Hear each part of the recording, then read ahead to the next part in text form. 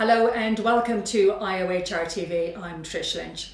Today I have the pleasure to interview Yavuz Baydar. He is an award-winning Turkish journalist. He's been living in self-exile since 2016 to escape the clampdown on journalists in his country.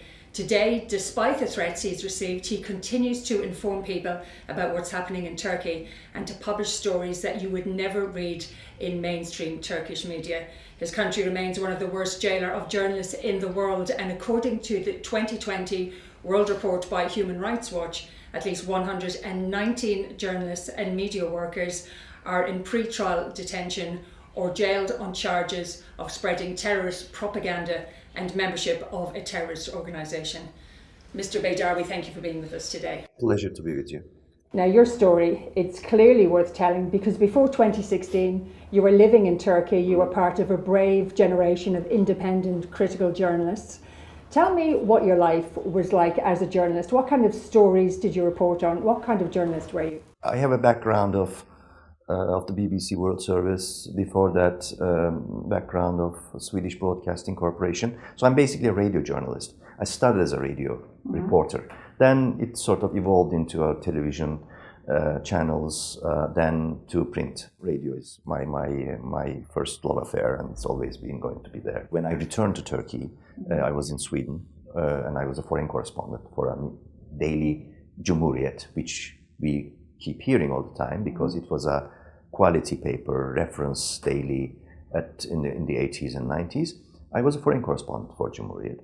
And from then on, I changed newspapers, worked in variety of them as editor, page editor, foreign desk editor, and columnist, commentator in television. I hosted programs in state broadcaster TRT, CNN Turk, Q&A, etc. So I did most of it and covered all the stories in this gold mine for journalism called Turkey. But on the other side, of course, many of them are tragic stories, dramatic stories, and we covered most of it. Tell me about the kind of restrictions that the Turkish government put on you as a journalist. Well, we always struggled against censorship and self-censorship. That's always been the main pattern and a struggle area. It's always been there. Also, in business terms, it is, and it still remains, to be the most volatile, irregular sector, the media sector of Turkey, because of ownership, corruption, and ownership relationships with the powers that be in Ankara. So this was affecting a lot of coverage. Some colleagues, a majority I would say, subordinated to that or became submissive to those rules because everyone had to make a living. But some of us continued to resist and do the best out of it. The pressures, of course, came from the law and also harassment, sometimes, mafia-like groups threatening our safety, and also self-censorship because of the polluted ownership conditions. Jail was always somewhere lurking on the horizon for us. And some of our colleagues, especially the Kurdish colleagues, I would underline, ended up in jail in 1990s, earlier also, but also in the millennium.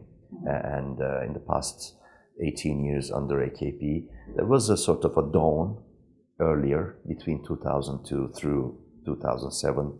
The number of jail journalists declined radically, but then went up again, this time really sharply up. Newsrooms, as I called a study of mine, have always remained some sort of open-air prisons. I want to ask you about one Tuesday morning. You were woke up by a text message that you received from your doorman at the apartment block that you lived in Istanbul.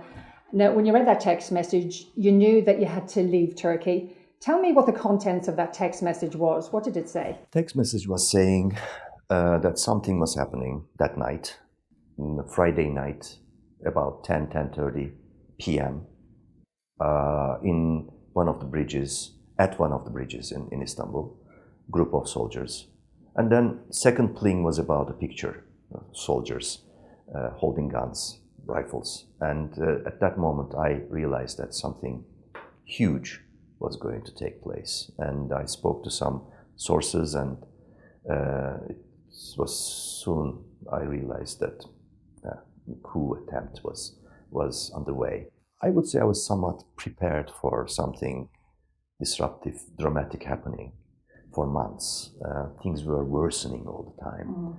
And also we journalists, some of us, critical, independent, we were losing, so to speak, ground. We were being pushed, we were being thrown out, fired from one place, and we had to make a living, keep our economy somewhat sufficient, but we realized that, it was a countdown for us. That night, I went home. It was a massively chaotic night, as you can imagine.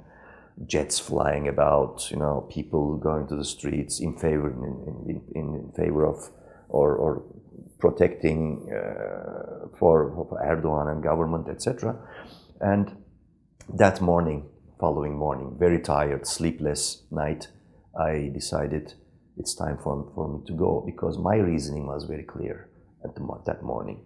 Whatever happens as a result of this coup attempt, whichever side comes out winning, it would be first us who would be victimized. And then, as soon as possible, I left Turkey.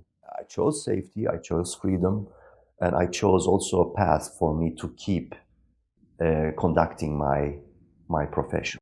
Within 2 days of getting that text message, you had left. Yes. Gosh, that was a quick 36 hours. Wow. My goodness. Now, we know that to be an independent, critical journalist, like you've just said, writing about the situation in Turkey, you almost have to be living elsewhere, have to be living in exile. We know there are still journalists living in the country. What's the situation like for those journalists at the moment? It's an uphill struggle. As I more or less predicted from in the summer of 2016, I kept telling my colleagues, some of them I helped, I persuaded to leave, because I said, for your choice. I mean, it's you either end up in jail or become unemployed, or you leave. According to calculations, assessments of different international journalism organizations, up to 92-93% of the media sector is under either direct or indirect editorial control of the palace, the Erdogan government. So this means that a huge propaganda machinery is polluting the mindset of the Turkish public. The remaining 6-7% is suffocating financially, editorially, legally.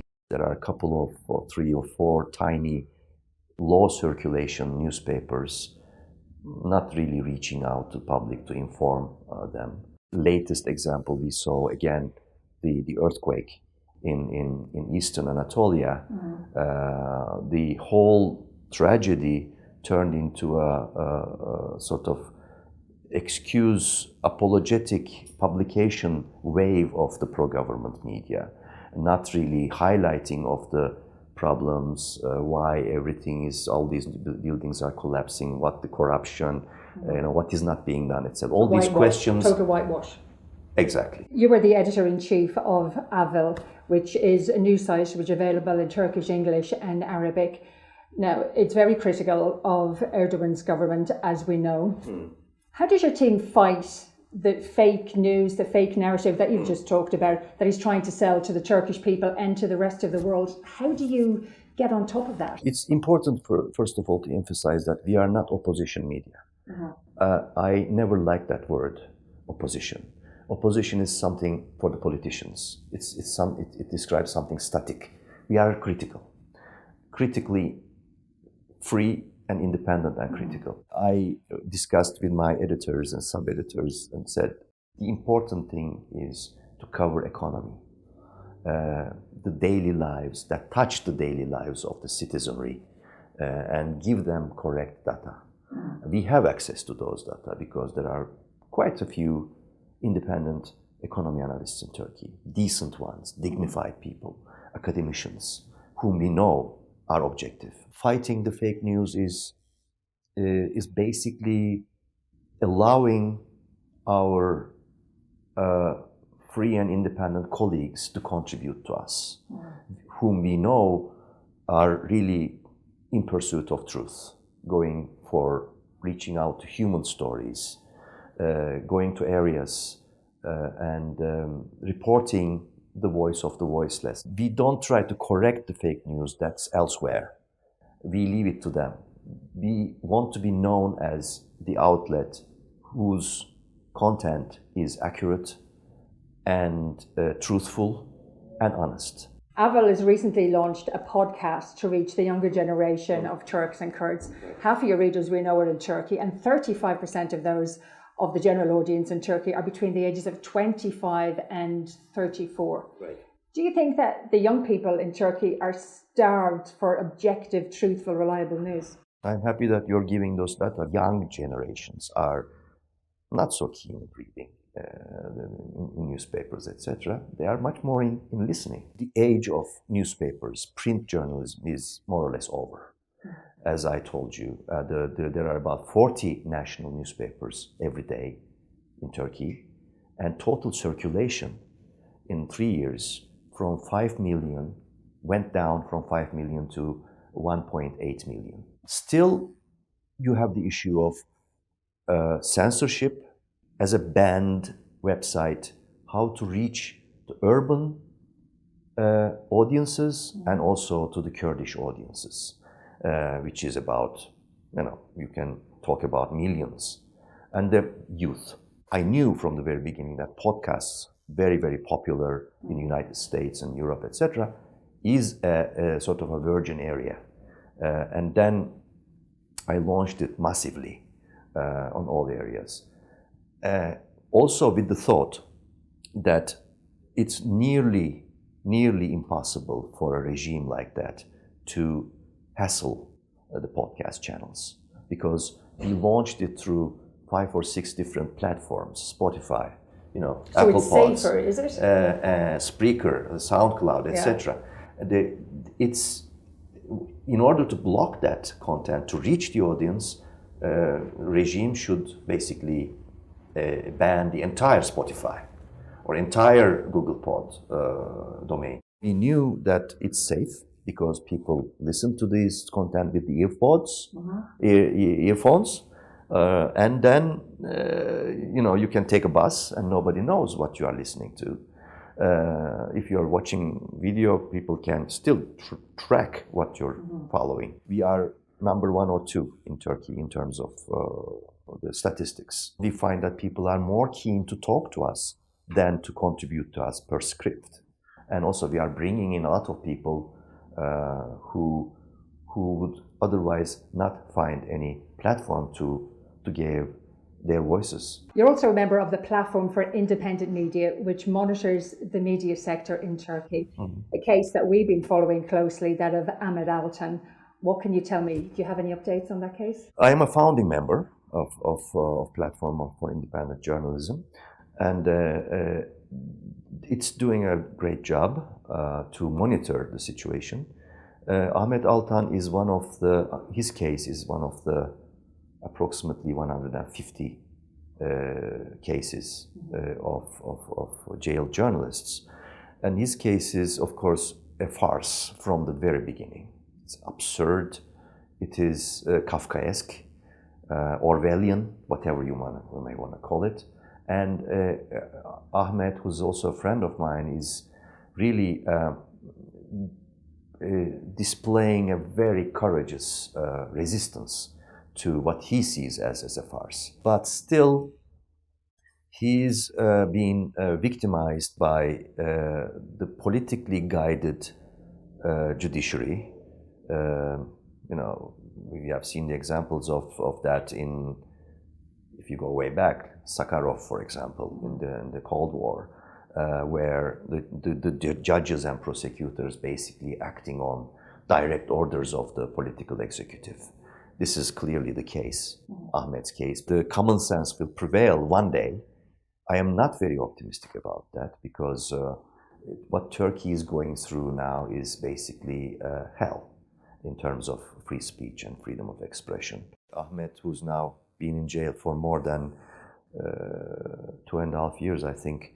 If you go too far in challenging the military structures or new structures, let's say Directorate of Religious Affairs or directly a new taboo area, Erdogan and his family, corruption of the people around the new the AKP government, or jihadists' relations with Ankara in Syria, etc. Those are the no-go areas. Yeah. Those are minefields. And if you go into the minefields, any explosion may occur anytime. Turkey has been called to account in Geneva now at the UN, at the Universal Periodic Review. The last periodic review involving Turkey was 10 years ago. There were many recommendations. There was 14 made relating to the frameworks around human rights, 5 relating to anti-terror laws. Now, at the time, Turkey at the time said that they supported all those recommendations, and yet we know 10 years later, nothing has happened. They didn't keep any of their promises. And with that in mind, do you feel that the process of review this time will be useful or effective? I don't think so. I think we are going through a period, internationally speaking as well, where many emerging leaders such as Bolsonaro, Trump, Orban, those guys in Poland, their main battle is to get the judiciary, independent judiciary, out of the way. We saw that; it's very clear. We had seen that before in the case of Azerbaijan, for example. Ilham Aliyev, whose country is a member of Council of Europe, basically ignored the rulings of the Strasbourg European Court of Human Rights. He said, I'm rich, I can pay. If that person is unfairly treated by my courts, what's his price? 200,000 euros we pay. And this has triggered and inspired many others, especially President Erdogan. And that's why I keep saying the unfortunate thing with our era is that whereas the opposition in Turkey, political opposition, is nearly non-existent, toothless, parliament basically functionless, also the opposition outside to abuses of power has diminished. And unfortunately, European Court of Human Rights, Council of Europe, the mechanisms of United Nations or European Union are being ignored by those leaders because they can ignore it, simply because they can do it, and they do. So I am, in the short and mid-run, very pessimistic. A lot of things have to change before common sense, we will return to common sense, respect for rule of law. So we will have to go through this painful process. What we can do is basically to keep these issues alive, to do journalistically a good job, but apart from that also seek deeper solidarity with the democracies and colleagues, civil society groups, and push for a change. But it will be, I tell you, very, very slow motion process. Mr. Baydar, we thank you for sharing with us your expertise and for being with us at the UN in Geneva today. Thank you. Thank you for having me. And thank you for joining us for another episode of IOHR TV. For myself, Trish Lynch, and the entire team here at the UN in Geneva, thank you, and we'll see you soon.